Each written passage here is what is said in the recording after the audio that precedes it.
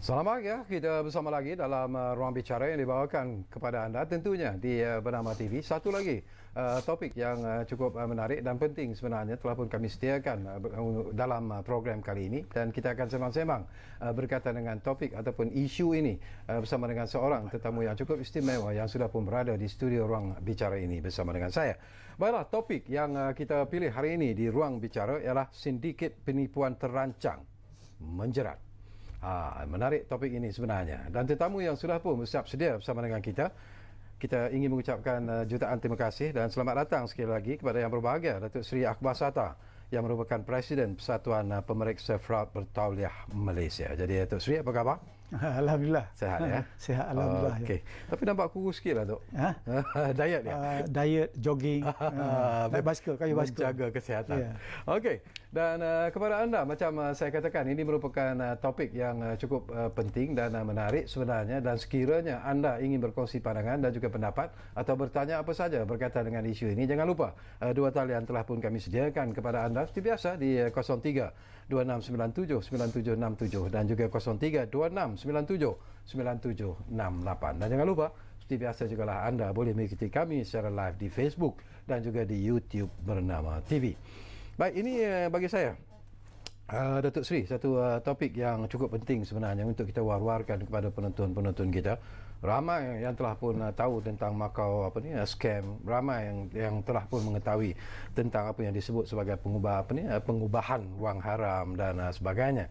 Dan ada juga rakyat Malaysia yang sudah pun menjadi mangsa, ada juga rakyat Malaysia yang dikatakan terlibat dengan pengubahan wang haram ini. Dan baru-baru ini pun Ketua Polis Negara telah pun mengeluarkan kenyataan yang mengatakan bahawa pihak polis sendiri dan juga pihak SPRM juga akan mengambil tindakan yang tegas bila kita bercakap tentang pengubahan wang haram itu sendiri. Tetapi Makau scam ini pun sesuatu yang sebenarnya sudah pun bermain ataupun berada di negara kita ini agak lama sebenarnya. Ramai juga yang telah menjadi mangsa. Jadi kenapa Makau scam ini boleh berleluasa di Malaysia tu? Yang pertama, saya berpandangan bahawa selalunya apabila sesuatu itu berlaku, maka sudah tentu yang pertama kita punya enforcement lah kan. Itu merupakan salah satu daripada cara. Yang kedua, itu faktor manusia juga lah, yang mana kita nak cepat kaya. Dan yang ketiga, boleh dikatakan juga kadang-kadang kita ada masalah apabila kita menerima telefon, terutama sekali kini ya. Kebanyakan daripada scammer ni menggunakan pengubahan wang haram ataupun KK rasuah.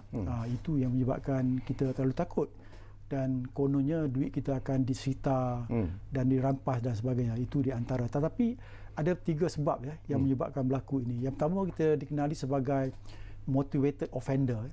Maknanya ada offender tu yang nak berlaku sesuatu. Mereka tahu di Malaysia ni kalau kita buat senang nak tipu. Yang kedua, mungkin dari segi enforcement kita pun tak berapa kuat lah jika bandingkan dengan Singapura dan lain-lain negara. Yang kedua, dikenali sebagai suitable target. Jadi scammer ni dia pilih target kan. Jadi kebanyakan daripada target kita ni, kita ingatkan scammer ni hanya target orang-orang yang tidak berpelajaran. Tetapi statistik ataupun akhbar telah mengeluarkan kenyataan bahawa ada di antara negeri-negeri yang kaya iaitu Johor, Kuala Lumpur, Pulau Pinang sebagainya, mereka ni banyak di antara mereka ni yang kena. Maknanya kebanyakan daripada mereka ni bukan saja kaya, bahkan juga berpendidikan tinggi. Jadi kalau kita ikut statistik daripada Association of Certified Fraud Examiner, kita dapati bahawa lebih kurang 70% daripada orang yang kena fraud ni dia tak lapor. Yang pertama, selalunya orang yang ada nama. Jadi dia nak lapor kepada polis malu. Yang kedua, mungkin juga apabila dia lapor, maka sudah tentu dia tahu bahawa nama mereka ni akan dikeluarkan dalam dada akhbar dan sebagainya. Dan faktor yang ketiga ialah dikenali sebagai absence of guidance. Absence of guidance maknanya kita sendiri tidak berhati-hati lah. Mana kadang-kadang kita, kalau orang telefon terus angkat dan jawab, ada scammer menyatakan bahawa kita ni ada masalah dan duit kita kononnya masuk akaun kita ni ada masuk duit haram dan juga duit money laundering, duit pengubahan haram. Maka untuk menyelamat, maka lebih baik awak ataupun kita tukar masukkan duit tu daripada akaun dia yang kononnya dia berlakon sebagai pegawai bank atau pegawai polis ataupun bank negara sebagainya. Jadi kita kadang-kadang takut kerana tidak ada kerana absence of guardian ni, maka sudah tentu kita tidak mempunyai pengalaman dan juga takut, sudah tentu kita akan menyerah segala-galanya. Modus operandi ini pun sesuatu yang penting juga kita war-warkan sebenarnya, Tok. Ya. Kadang-kadang ialah macam Datuk katalah, yang terperangkap ataupun yang terkena dengan scam ni ataupun makau scam ini terutamanya lah. Bagaimana yang mereka tahu ini merupakan target yang tepat bagi mereka? Di mana mereka dapat nombor dan sebagainya? Dan modus operandi itu macam mana sebenarnya? Yang pertama, kita dapati bahawa yang saya heran, bagaimana mereka dapat nombor. Nombor Jadi telefon. Ada kajian menunjukkan bahawa ia dijual oleh syarikat-syarikat tertentu. Syarikat telekomunikasi, syarikat-syarikat tertentu. Jadi ini merupakan satu perkara yang tak baik di negara kita ini, iaitu ia bukan saja menyalahi undang-undang di bawah akta peribadi itu kan. Data peribadi itu, bahkan juga ia menyalahi undang-undang sebab mereka akan menggunakan nama-nama kita secara random, telefon, dan sudah tentu orang-orang yang panik dan juga tidak mempunyai pengalaman ataupun mempunyai masalah lain akan terjebak dalam keadaan ini. Jadi itu merupakan satu perkara yang patut kita berhati-hati sebab ini adalah isu integriti. Jika sekiranya kita menjual nombor-nombor kerana kita dapat katalah 10,000 tetapi mereka ni mendapat bilion. Sebab kajian yang dibuat ataupun statistik yang dikeluarkan oleh PDRM pada 2019 kita kerugian lebih kurang 2.5 bilion setahun. Kerana scam ni. Dan tahun sebelum tu 2.8 bilion. Jadi itu merupakan wang begitu banyak. Tapi kalau ikut statistik yang diberi oleh ACFE, Association Certified Fraud, 70% daripada mereka ni tak lapor. Itu satu masalah besar. Jadi mereka ni, scammer ni, merupakan orang yang bijak. Mereka juga menggunakan big data. Macam kita nak prevent fraud ni, kita guna big data. Ada juga ahli-ahli politik untuk mengetahui ciri-ciri pengundi dia menggunakan big data. Jadi big data ni maknanya mereka menggunakan Facebook. Jadi daripada Facebook tu kita telah menunjukkan bahawa kita ni mempunyai duit yang banyak dan juga suka melancong sebagainya. Jadi itu merupakan salah satu daripada target mereka lah. Selain daripada mereka akan cuba telefon kita dan cuba memancing menggunakan ayat-ayat yang mana ada kebanyakan daripada kita tu akan terjebak dalam masalah scammer. Bila istilah terjebak, ini pun sesuatu yang menarik lah. Saya nak berkongsi juga dan juga mendapat pandangan Datuk Seri apa yang saya alami sendirilah. Boleh dikatakan hari-hari Datuk Seri saya menerima WhatsApp yang mengatakan saya memenangi hadiah, memenangi telefon misalnya yang bernilai tinggi lah. Saya memenangi hadiah RM1,000 daripada supermarket tertentu dan sebagainya. Apakah ini juga sebahagian daripada scam ataupun apa sebenarnya? Sebenarnya scam ni dia start lebih kurang 3 tahun dahulu. Makau scam. Dia ada 3. Yang pertama tu sudah tentu dia modus operandi dia macam itulah. Kita memenangi hadiah dan sebagainya. Dan yang kedua dia pergi kepada kidnap, iaitu kidnap ni dia kidnap. Maknanya keluarga kita telah dikidnap dan kalau kita nak selesai, naklah kita masuk duit dalam bank, jangan lapor kepada polis. Dan yang terakhir sekali kinilah mereka menyamar sebagai pegawai polis dan juga pegawai bank. Tapi yang peliknya mereka menggunakan satu perisian software yang dikenali sebagai spoofing. Maknanya apabila dia call kita tu, nombor tu keluar seolah datang daripada balik polis. Nombor tu, yang kedua dia akan beri, saya akan beri kepada, kalau tak percaya saya akan cakap dengan pegawai polis. Satu lagi tak percaya, kita boleh cakap dengan pegawai bank negara. Dia tengok apabila hantar nombor tu, tengok keluar nombor bank negara. Jadi mereka menggunakan spoofing. Jadi apabila kita panik, kita tengok ini ada nombor polis, maka kita dengan rela hatinya memberi segala maklumat. Jadi dalam kajian dalam Facebook saja iaitu satu daripada, boleh dikatakan 9 ataupun 6 daripada 10 daripada Facebook tu telah didapat diberi maklumat-maklumat oleh kita ni apabila kita didatangi dan juga dipengaruhi oleh orang yang macam ni. Jadi itu sebabnya kita kena berhati-hatilah. Bila Dato' sebut tentang berhati-hati, sasaran mereka tu sebenarnya apa tu? Atau adakah mereka hanya bermain serkap jarang sebenarnya, bukan ada sasaran-sasaran tertentu? Dia ada beberapa jenis. Yang pertama ni ada kumpulan dia ni, sindiket ni yang pergi kepada orang-orang yang pencen, baru pencen kan, maknanya memang ada duit. Yang kedua mungkin orang-orang yang kehilangan suami tapi mempunyai wang. Jadi ini modus operandi ni dan juga prosedur ni diketahui melalui Facebook, melalui cara-cara kita berkenalan dan sebagainya. Itu cara mereka dah. Of course yang satu lagi grup ni mereka pergi secara random lah. Mereka akan cuba. Itu sebabnya saya rasa pegawai polis ke hakim ke sebagainya, mereka akan menerima sebab mereka pergi secara random. Dan kadang-kadang tembak secara random ini kadang-kadang dapat menjadi. Jadi kadang-kadang terkena kepada orang-orang yang begitu takut, kemungkinan besar katalah orang ni mungkinlah sebelum ni mungkin ada terlibat dalam rasuah ke sikit kan, sikit ada kes lah kemudian. Jadi apabila menerima panggilan daripada scammer ni, kita ingat ke kes kita yang terlibat dulu lah. Ya. Sedangkan ia tak ada kena-mengena. Dan itu pun kita tak tahu sama ada kita disiasat atau tidak, ataupun sama ada ia merupakan satu kesalahan tidak. Jadi ini menyebabkan kita secara tak langsung akan memberi semua maklumat dan meminta supaya orang-orang yang panggil kita scammer ni kononnya boleh bantu kita.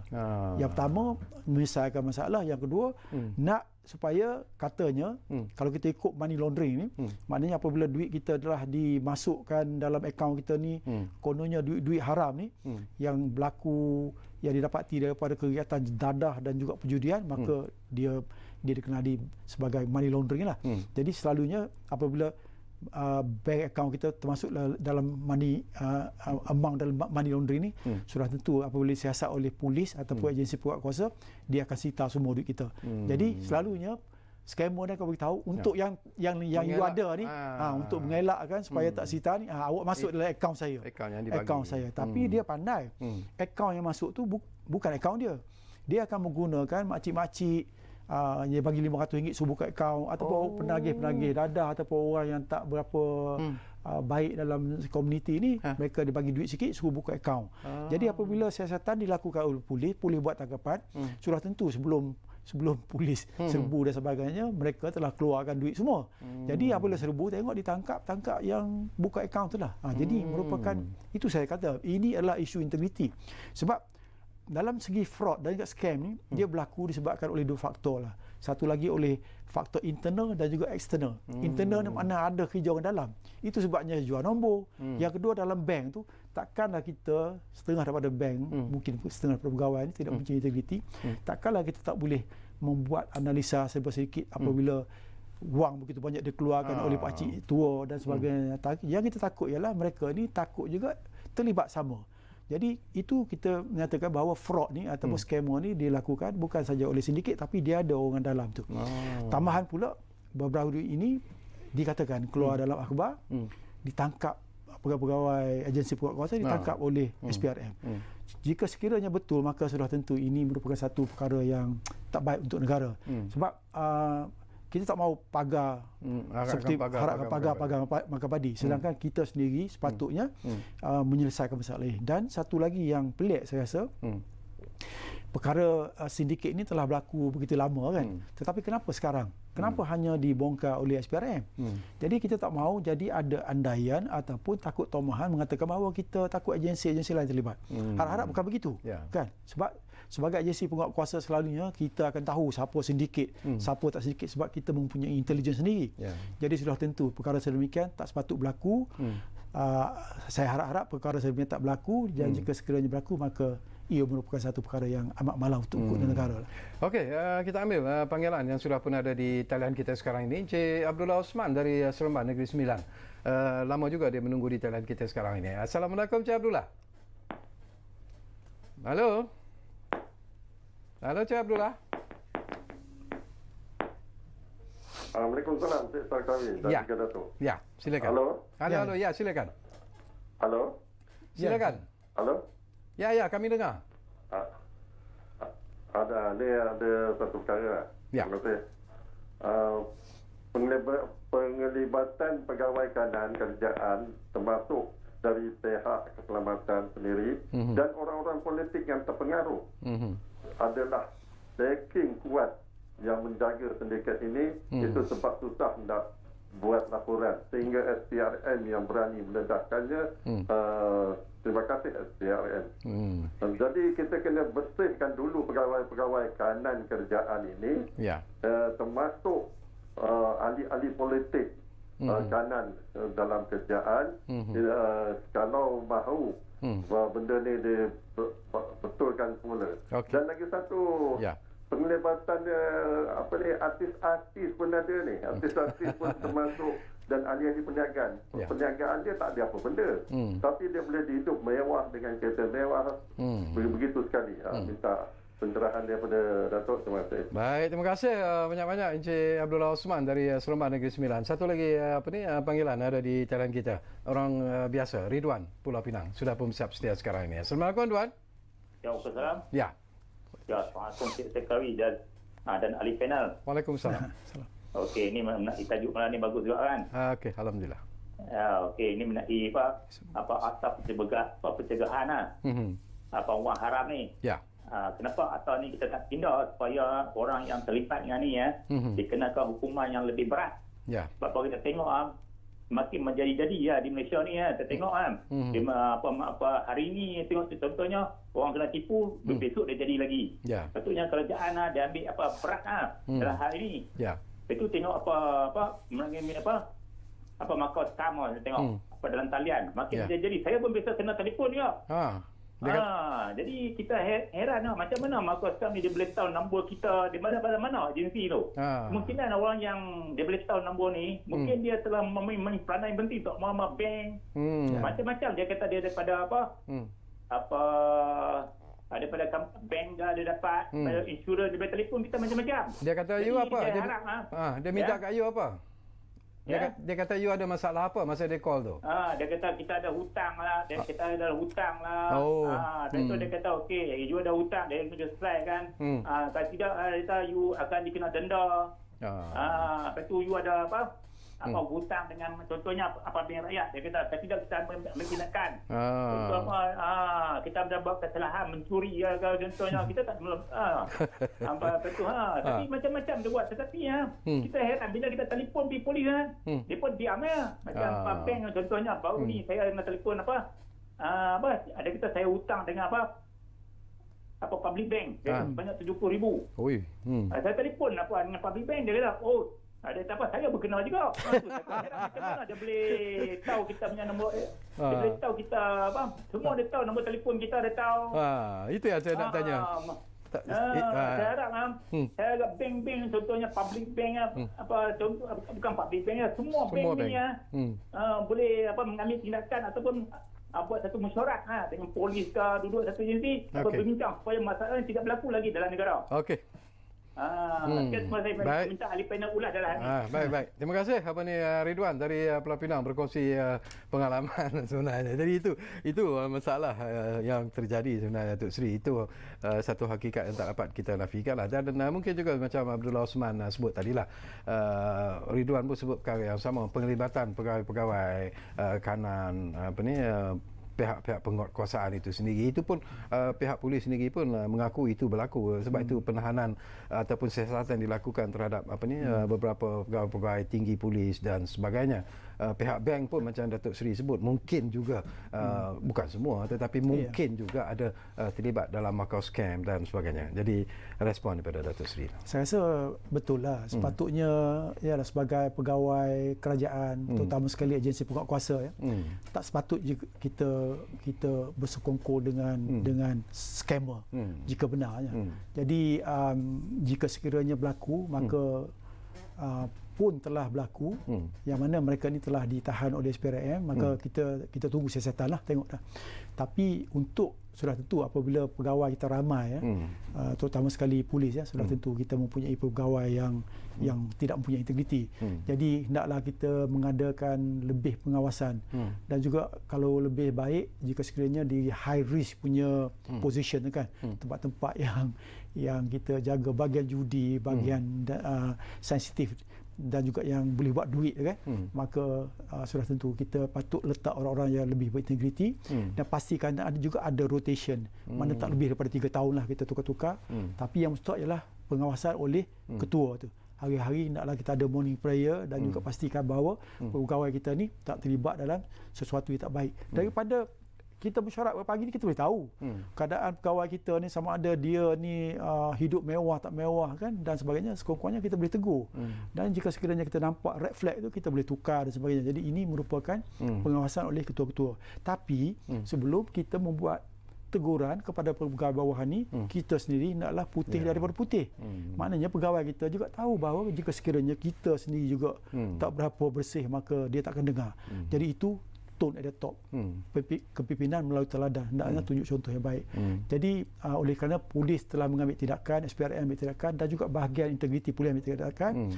Jadi ini merupakan satu inisiatif yang baik dan kita harap perkara ini tak berlaku lagi dan kita minta dengan intelijen dan juga information yang kita ada tu, pastikan juga kita patahkan juga sedikit-sedikit yang ada. Lagi kita tak patahkan sedikit-sedikit dalaman ini dan juga luaran, dalaman ni sama ada yang nyatakan tadi terlibat oleh orang-orang yang terpengaruh, ahli-ahli politik dan sebagainya. Jika ada, maka sudah tentu kita kena ambil tindakan tanpa memilih bulu. Tak kira siapa, hendaklah kita ambil tindakan, tangkap mereka dan laksanakan tugas. Jadi untuk yang pemanggil kedua tu menyatakan lebih mengenai hukuman. Kalau di bawah AMLA ni, hukuman dia memang teruk, iaitu denda lebih kurang 5 kali ganda daripada jumlah yang terlibat tu, dan juga 15 tahun penjara. Cuma isu sekarang ni kita minta juga mahkamah ni. Maknanya walaupun kalau nak beratkan lagi undang-undang ni boleh, nak rotan dan sebagainya, tapi apabila sebut rotan, orang-orang human right ni tak suka pula. Tapi kemungkinan besar apa yang sedia ada ni, kalau boleh kita selalunya mereka ni kalau dikena, mereka ni akan dituduh di bawah Section 420 iaitu tipu. Itu juga kena rotan. Kena rotan kan? Kena rotan. Jadi itu bagus, tapi dia boleh dikenakan sekali dengan di bawah peruntukan AMLA. Jadi AMLA ni kita minta lah hakim-hakim supaya kita tahu dah kes-kes rasuah sebelum ini berluasa, dan kita tengok hakim kini bukan macam dulu lagi. Yang mana apabila kita curi susu hanya curi duit RM2 di satu tempat di masjid tu dia kena 7 bulan. Tapi seorang lagi ambil duit rasuah RM400,000 hanya kena 7 hari. Jadi benda yang tak kena macam tu. Tapi kini kita tengok peranan hakim tu lebih baik. Maknanya kebanyakan daripada kes rasuah ni nampaknya dia beri agak maksima penalti. Jadi dari segi scammer ni kita harap hakim juga menggunakan peruntukan yang sedia ada tu, iaitu maksima sampai 15 tahun penjara tu dan juga hukum denda tu hendaklah kita beri kepada maksima, sebab saya pasti hakim sendiri pun kena scam kan, dipanggil sebab scammer ni tak kira siapa kan. Okey, kita akan sambung lagi Datuk Seri, tapi seperti biasalah kita akan berehat dulu buat seketika. Dan kepada anda yang sedang bersama kami ketika ini, saya percaya anda juga mungkin ada pandangan-pandangan ataupun pengalaman-pengalaman yang mungkin ingin anda kongsikan bila kita bercakap tentang memakau scam, kita bercakap tentang pengubahan wang haram dan sebagainya. Jadi jangan lupa panggil kami. 2 talian itu kami kekalkan, 0326979767 dan juga 0326979768. Kita rehat dulu.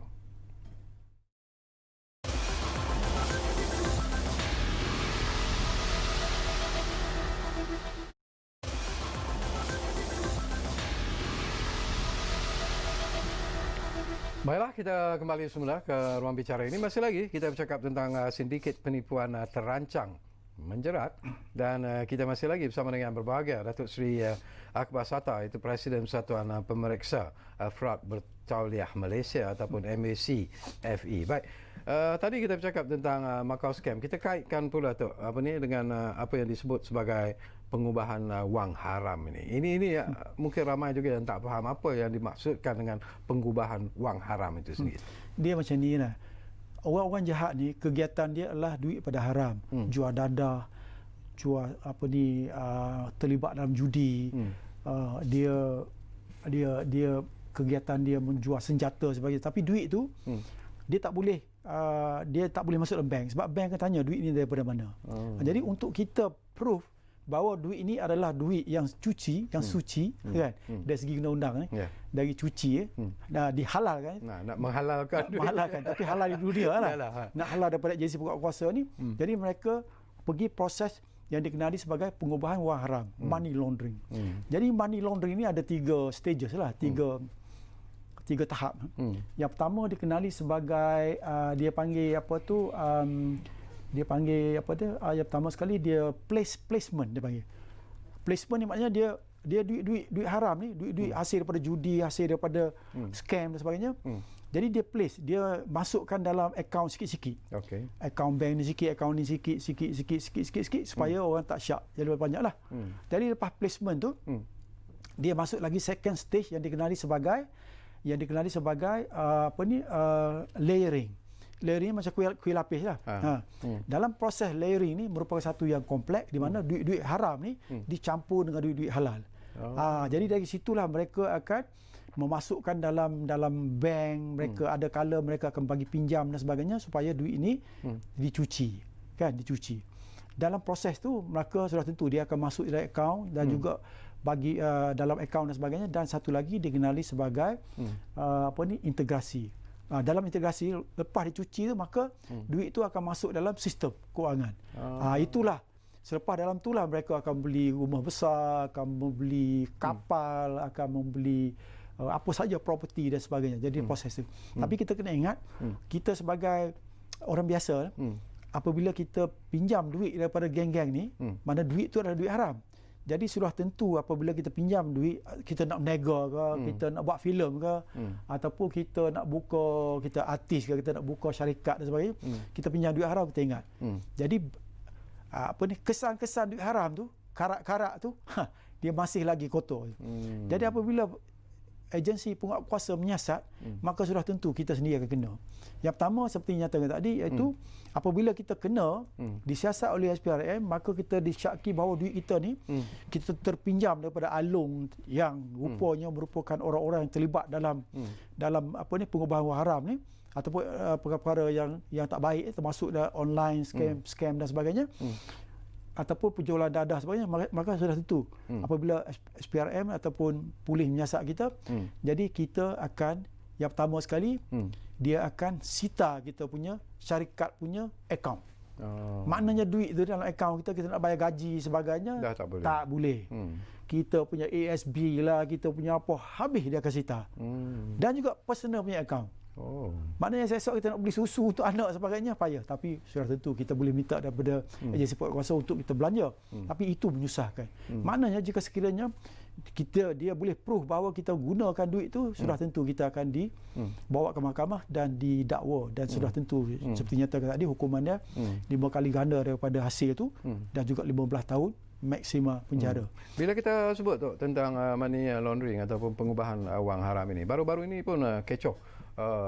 Yalah, media pun telah menyiarkannya begitu secara besar-besaran. Tindakan yang dibuat oleh SPRM menahan mereka yang disyaki terlibat dalam money laundering inilah, termasuklah selebriti, termasuklah artis. Memang itu ditarget ataupun macam mana? Apakah kenapa mereka target kepada selebriti? Mengapa mereka target kepada artis-artis ini? Walaupun kita tidak mengatakan artis-artis ini terlibat, tidak, tetapi seolah-olah itu menjadi sasaran mereka.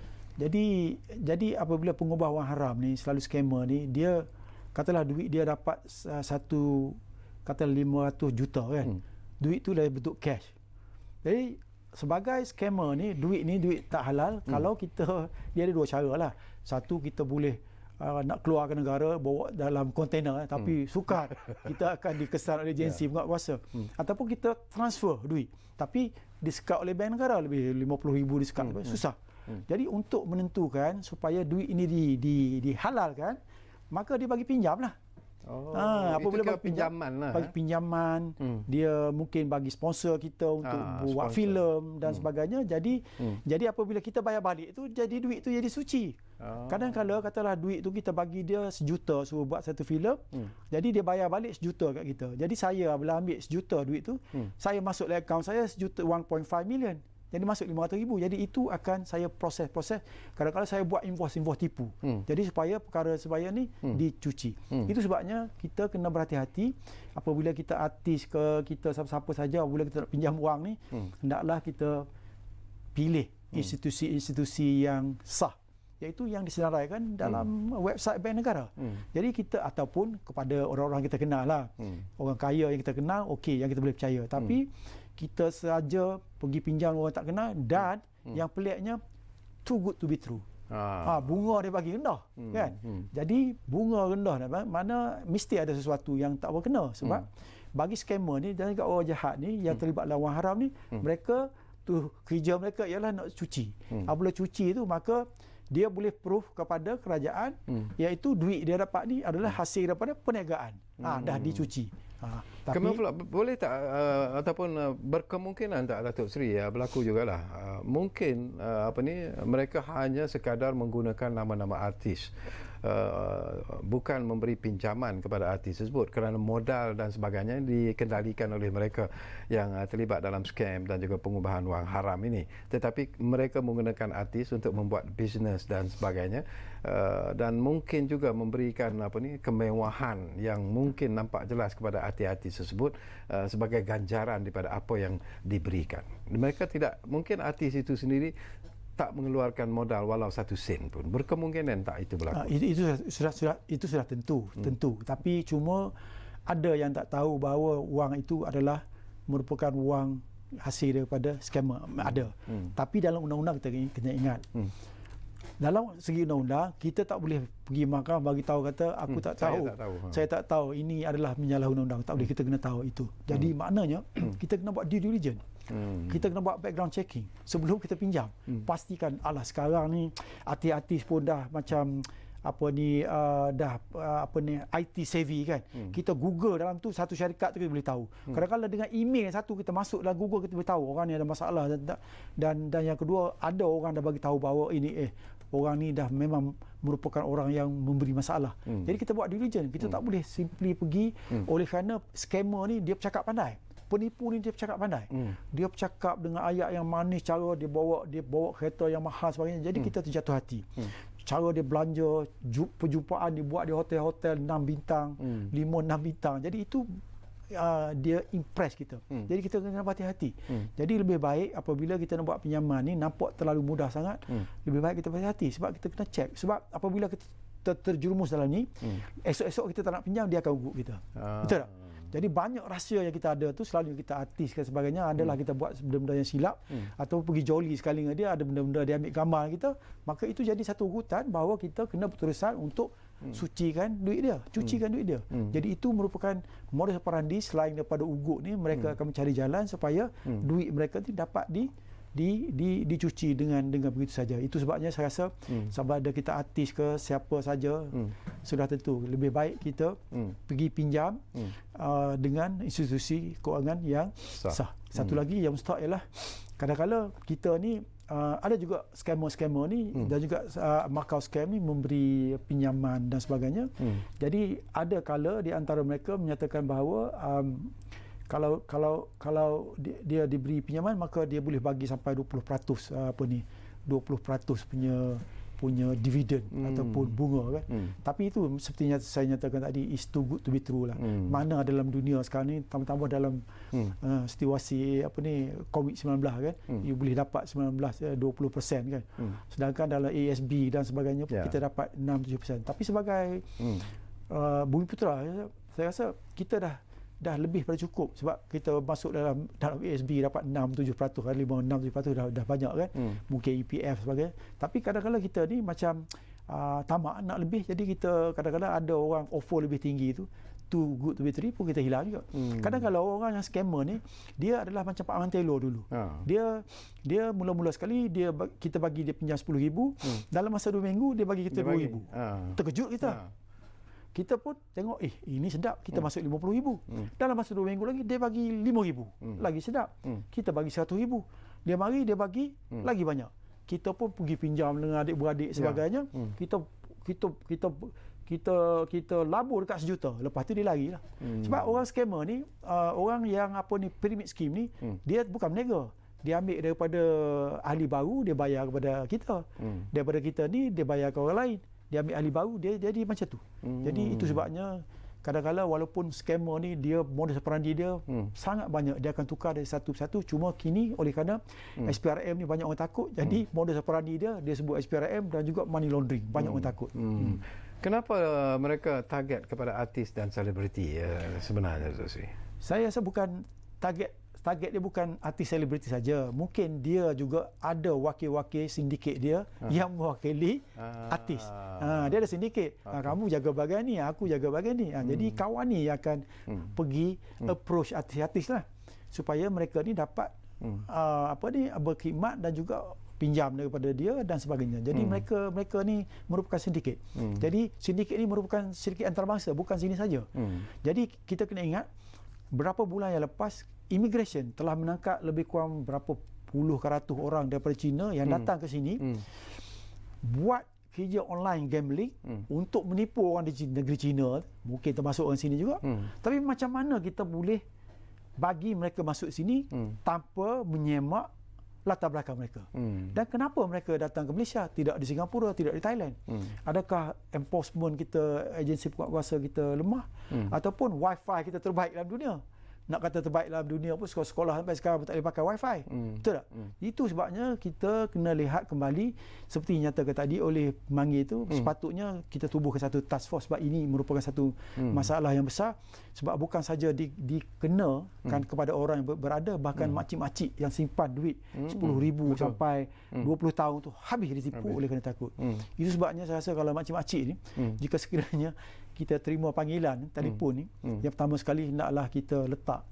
Kalau apa-apa pun kita hendaklah rujuk kepada anak kita lah. Anak kita akan tahu sama ada akan memberi nasihat kepada kita, iaitu supaya kita jangan layan. Sebab kalau kita layan maka kita terjatuh hati. Sebab dia selain daripada penipuan ni, selain daripada scam ni, dia ada love scam. Ada love scam yang seorang wanita tu kehilangan lebih kurang 20 juta, 30 juta. Macam mana mereka akan menipu tu? Jadi kita akan terperangkap dalam satu situasi di mana kita kena beri semua duit kita tu. Jadi kita kena hati-hati. Kalau boleh janganlah. Kadang-kadang kita ni nak juga kahwin dengan orang-orang putih dan sebagainya. Mereka sebenarnya bukan orang putih. Mungkin hitam dan sebagainya, tapi mereka menyamar, menghantar gambar-gambar yang lain. Tapi akhirnya mereka akan mengenakan kita sehingga kita habis duit. Lebih baik cari orang tempatan lah. Jadi itu sebabnya ada juga di kalangan kita ni yang berbuat begitu. Jadi sudah tentu kita kena berhati-hati dan pastikan dalam Facebook tu jangan selalunya meletakkan terlalu banyak informasi yang boleh mereka mencuri, dan juga yang kedua mereka boleh membaca kita, siapa kita, standard kita, status kita. Dan ada kala kita ni walaupun tak termasuk dalam scammer kan, kita bagi tahu dalam seminggu lagi saya nak pergi London kita tahu dalam Facebook tu orang baca nak pergi London ni, maka rumah tu tak ada orang lah, kita orang masuk. Jadi benda macam ni dia akan buat mana ni apa ni macam big data ni, geng scammer ni orang sekolah, orang dia menipu. Okey, kita berehat buat kali terakhir, dan anda jangan ke mana-mana, kembali semula nanti bersama kami di ruang bicara ini, kerana kita masih lagi ada persoalan-persoalan, walaupun kita hampir di penghujung sebenarnya, tapi ada lagi persoalan-persoalan yang mungkin sempat saya kongsikan bersama dengan tetamu kita yang berbahagia, Datuk Seri Akbar Sata. Berehat dulu.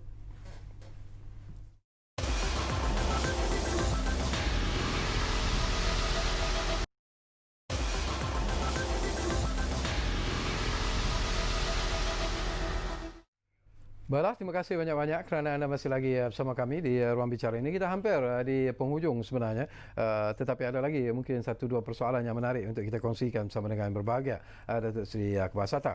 Impak ataupun kesan sebenarnya, mungkin ramai tak mengetahui sekiranya terlibat dalam Macau scam, sekiranya terlibat dengan pengubahan wang haram ini, barangkali, Datuk Seri. Yang pertama kita ingat masa saya nyatakan tadi, duit kita akan disita. Kan? Yang mustahak juga ialah kita kena ingat apabila kita terlibat ni, maka orang akan takut mendekati kita. Sebab orang tahu bahawa duit ini adalah merupakan mungkin juga terlibat duit haram. Jadi apabila kita terlibat, maka sudah tentu kita juga akan terjerumus dalam bahagian itu. Satu lagi, bagi setengah-setengah orang tu selalunya macam to be good to be true. Too good to be true. Kadang-kadang kita menega ni baru setahun, 2 tahun, tapi kita hidup mewah kan. Hidup mewah, pakai kereta besar, rumah terlalu besar, pakai glamour sampai 1 lori dan sebagainya. Jadi kita tunjuk-tunjuk, jadi orang pun pening kepala kan. Tengok-tengok dia ni lebih kurang kalau kaji-kaji, dia orang kampung ni, anak pok dia pun biasa saja. Lepas tu kalau lain lah kalau dia kahwin dengan kuku putih kan, dia kaya kan. Tapi ni kahwin pun dengan orang biasa saja. Lepas tu tengok-tengok, wah hidup lebih mewah dan sebagainya. Jadi sampai kita pun orang pun dah mula tertanya-tanya. Jadi itu merupakan bibit-bibit dan juga red flag yang boleh menyebabkan kita akan dipantau dan disiasat oleh agensi penguatkuasa. Jadi kalau kita tengok video-video yang lepas tu, sedihlah jika kita nak tunjuk sampai kita ni kaya-raya dan sebagainya kan. Tapi yang saya tahu, walaupun kita ada 64 juta duit pun makan nasi sepinggan juga. Betul tak?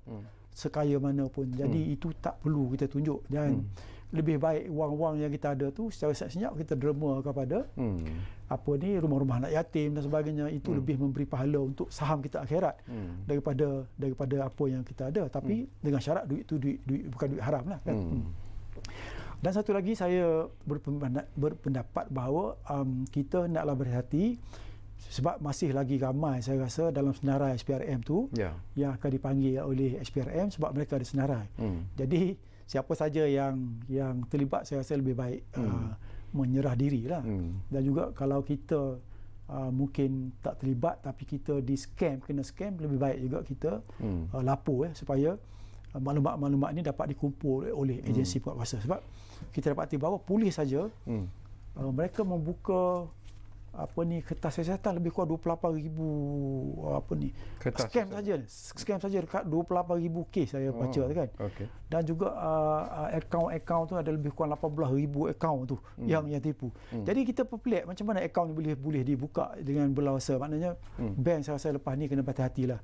Sebab scammer ni buka akaun ni adalah menggunakan nama orang lain tapi untuk menyalurkan duit dia tapi ambil duit tu dan menghilangkan diri. Jadi pandangan peribadi Datuk Seri sendirilah kebelakangan ini terutamanya tindakan-tindakan yang dibuat oleh pihak penguatkuasa termasuklah PDRM dan juga SPRM sendiri. Apakah Datuk melihat bahawa itu seolah-olah ada keseriusan yang cukup luar biasa sebenarnya daripada pihak penguatkuasa sendiri, dan mungkin ini juga akan memberikan satu dimensi yang lebih jelas sebenarnya kepada SPRM dan juga PDRM betul-betul untuk mengatasi ataupun melawan bila kita bercakap tentang penipuan terancang ini yang akhirnya akan menjerat rakyat Malaysia sendiri. Macam inilah, semua orang tahu, cuma orang takut nak bercakap kan.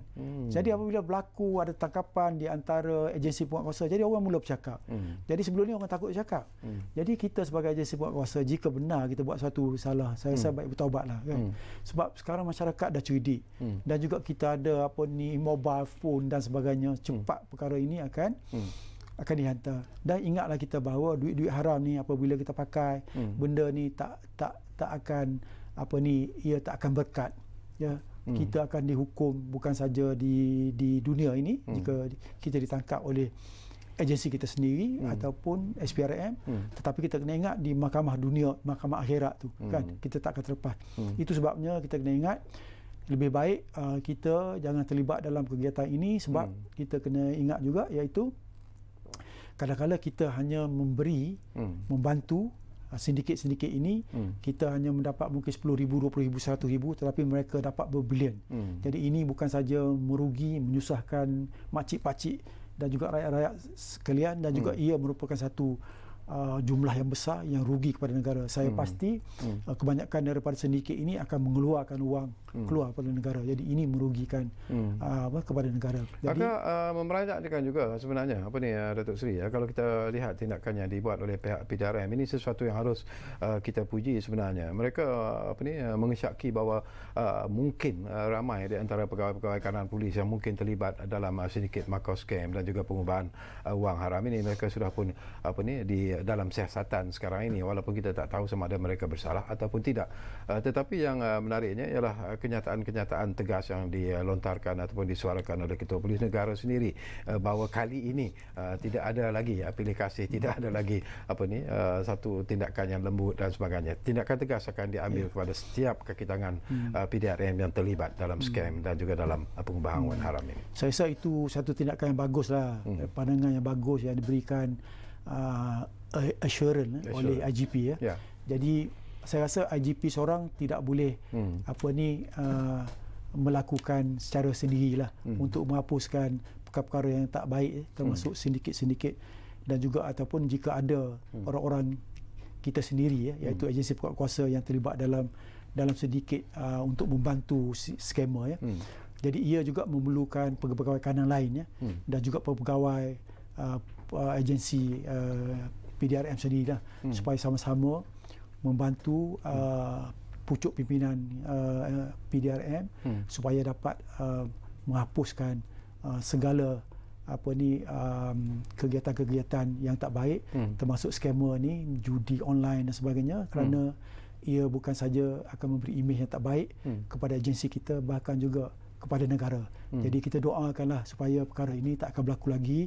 Jadi sudah tentu apabila terlalu ramai pegawai yang ada, terutama sekali PDRM, maka sudah tentu ada di antara mereka ni yang tidak ada integriti dan kurang integriti. Tetapi itu dapat kita boleh diatasi dengan cara yang saya nyatakan tadi, monitoring. Yang kedua, pastikan juga masa kita pengambilan pegawai itu hendaklah kita mengadakan integrity testing, screening yang bagus, dan dalam proses itu supaya dapat kita sustain mereka ini mengekalkan integriti, selain daripada kita rotate dalam kerjaan dia tu tak terlalu lama di satu tempat, tetapi bahkan juga kita hendaklah monitor dan juga sebagai pimpinan hendaklah kita tunjuk contoh yang baik. Nasihat Datuk Seri sendirilah kepada rakyat kepada masyarakat sendiri, kepada rakyat Malaysia sendiri, supaya tidak mudah tertipu dengan Macau scam, tidak mudah terperangkap dan terjerat dengan pengubahan wang haram ini. Saya rasa bila terima telefon tu yang bunyi satu macam yang pakai spoofing dan sebagainya, saya rasa yang pertama sekali kita letak telefon lah. Kalau kita tak selesa lagi, maka was-was, maka kita tengok dalam internet, dalam phone kita telefon lah SPRM ke, kita telefon polis, tanya betul ke perkara sedemikian. Kita kena ingat seperti yang nyatakan tadi, SPRM ataupun polis akan siasat kepada mereka yang buat salah. Jika sekiranya kita tak buat salah, kita jangan takut, kan. Mereka akan pergi kepada mereka yang melakukan pengubahan wang haram ini, dan bukan terhadap kita. Jadi kita ni hendaklah membantu polis. Apabila polis memanggil kita dan juga untuk mengambil statement kita, sudah tentu adalah lebih baik kita memberi bantuan kepada polis supaya ia dapat menyiasat dengan lebih efisien. Satu lagi, hendaklah kita lapor apabila ada sesuatu yang tak kena. Masalah kita apabila kita kena sesuatu, kita tak lapor. Jadi hendaklah kita lapor, sama-sama kita hapuskan perkara ini. Dan untuk menghapuskan skamer ni, kita bukan saja boleh terletak kepada agensi pekak kuasa saja. Orang ramai hendaklah bekerjasama, dan kita hendaklah selain daripada kita lapor kepada polis, hendaklah kita membantu dan pastikan kita jangan layan. Yang ketiga, yang mustahak sekali, kita jangan cari pasal. Dari segi modus operandi, daripada jangkaan Datuk Seri sendirilah, bila kita cakap tentang scam, Macau scam terutamanya lah, apakah mereka always moving ataupun thinking ahead daripada apa yang kita jangkakan sebenarnya? Sesuatu yang mungkin tidak kita jangkakan ataupun tiba-tiba ianya akan dilakukan oleh kumpulan-kumpulan seperti ini. Kita tak boleh underestimate scammer ni. Silap-silap dia pun ada strategi juga, kan. Ada pakar-pakar untuk mengkaji apakah modus operandi yang terkini, selain daripada kini yang kes SPRM yang meletup dan juga pengubahan wang haram. Tapi kemudian ia akan datang dengan modus operandi baru. Jadi itu sebabnya kita kena berhati-hati, dan pasti juga bank dan juga agensi pekak kuasa juga hendaklah menjalankan juga kempen-kempen supaya kita lebih lagi masyarakat lebih berhati-hati. Selain daripada itu, hendaklah menyalurkan maklumat kepada agensi pekak kuasa dan sama-sama kita benteraskan skamer ini. Yang saya nyatakan tadi, ia bukan saja tergantung kepada agensi pekak kuasa, bahkan juga rakyat hendaklah sama-sama menghapuskan sindiket ini. Dan agensi pekak kuasa hendaklah mencari sindiket dan menghapuskan sindiket. Selagi kita tak patahkan sindiket ini, selagi itulah skamer ni akan berlaku berluasa di negara, di mana-mana negara pun. Okey, terima kasih banyak-banyak kepada yang berbahagia, Datuk Seri Akbar Sata, kerana sudi bersama kita di ruang bicara ini. Menarik sebenarnya apa yang kita bincangkan dan sekurang-kurangnya kita mengharapkan di ruang bicara ini apa yang disebut oleh Datuk Seri dan juga pengalaman-pengalaman yang dikongsikan oleh pemanggil kita misalnya tadi mungkin akan memberikan kita sedikit pengajaran sebenarnya, dan kalaulah kita belajar daripada apa yang kesilapan yang kita lakukan, mungkin kita boleh lebih berhati-hati seperti apa yang disebut oleh Datuk Seri Akbar Sata tadi, kerana sememangnya lah scammer ini akan terus bergerak sebenarnya. Ia tidak akan hilang 100%, tapi mereka mungkin akan mengubah modus operandi mereka, dan akhirnya kalau kita tidak berhati-hati, kita sekali lagi akan terjerat. Jadi itulah yang kami cuba lakukan apabila kita memilih topik sedikit penipuan terancang menjerat. Kita jumpa lagi dalam ruang bicara dari masa ke semasa. Jumpa lagi.